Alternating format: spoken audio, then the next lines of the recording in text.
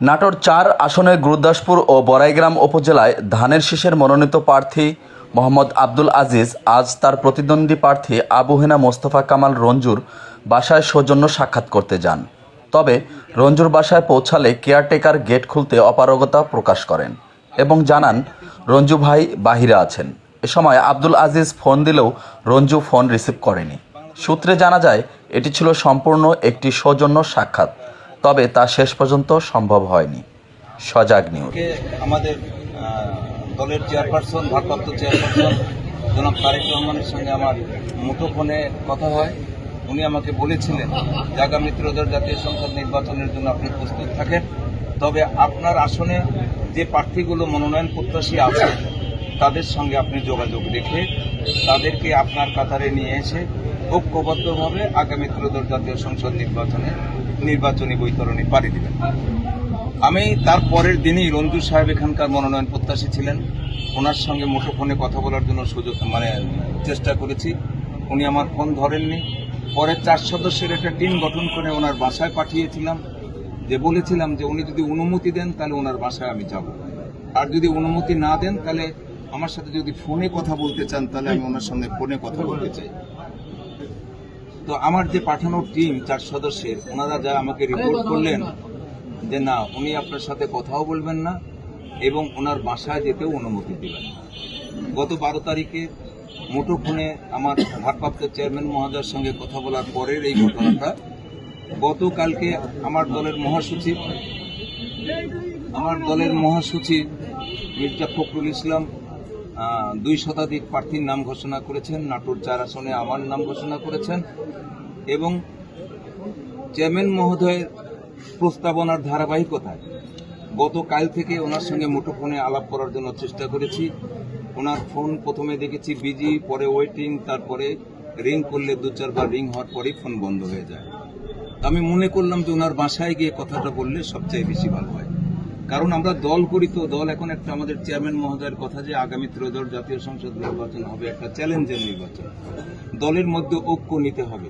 গত 27 তারিখে আমাদের গুলশান পার্টি অফিসে আমাদের চেয়ারম্যান মহোদয় আমাদের ডেকেছিলেন। রাজশাহী বিভাগের আমরা যতগুলো মনোনয়ন প্রত্যাশী আছি সমস্ত মনোনয়ন প্রত্যাশী ওখানে উপস্থিত ছিলেন।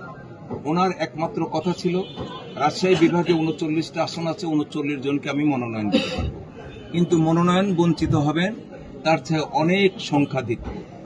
আপনাদের আমি ডেকেছি, আপনারা এখান থেকে ফিরে যাবেন, যাদেরকে আমরা মনোনয়ন দিব তারা নির্বাচন করবেন, বাকি মনোনয়ন প্রত্যাশী যারা আছেন, মনোনয়ন থেকে বঞ্চিত হবেন, তাদেরকে কাছে ডেকে নিয়ে নির্বাচনী বৈতরণী এককভাবে পরিসমাপ্ত করতে হবে।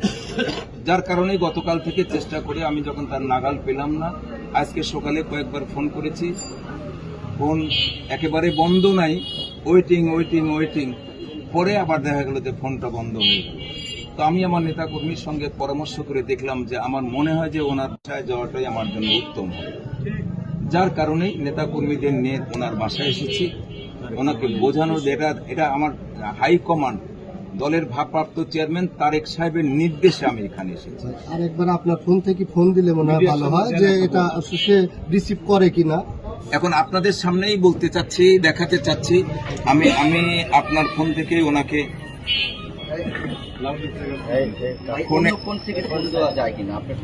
আমি দিছি, আমার ফোন থেকেই ফোন দিই, কারণ আমরা দল করি, দলের জন্য শরীরের ঘাম ঝরিয়েছি, রক্ত দিয়েছি, রক্ত ঝরেছে। আবার 17টা বছর আন্দোলন সংগ্রাম করতে গিয়ে আমরা অনেক ক্ষতিগ্রস্ত হয়েছি। তো আমরা চাই না যে দলের মধ্যে বিভাজন থাকে, কারণ দলের মধ্যে বড় দল, সবচেয়ে বড় দল, তো এই দলের মধ্যে একাধিক মনোনয়ন প্রত্যাশী তো থাকতেই পারে। আমরা চাই যে যারা মনোনয়ন বঞ্চিত হবেন,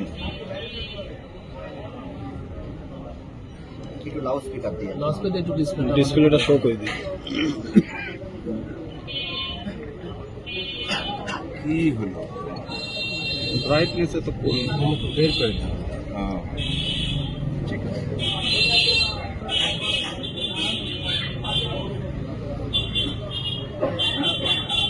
একটু লাউড এদিকে এদিকে দেখা সাংবাদিক আগে দেখায় আঙ্কেল এদিকে কথা বেশি এই যে সাংবাদিকরা বিয়ে করতেছে এইদিকে আঙ্কেল এদিকে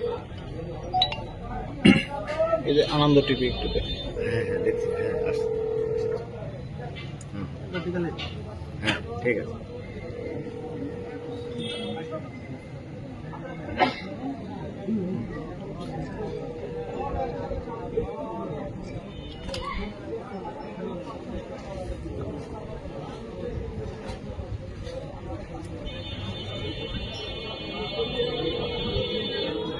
ছবি তো দেখা যায় নাকি?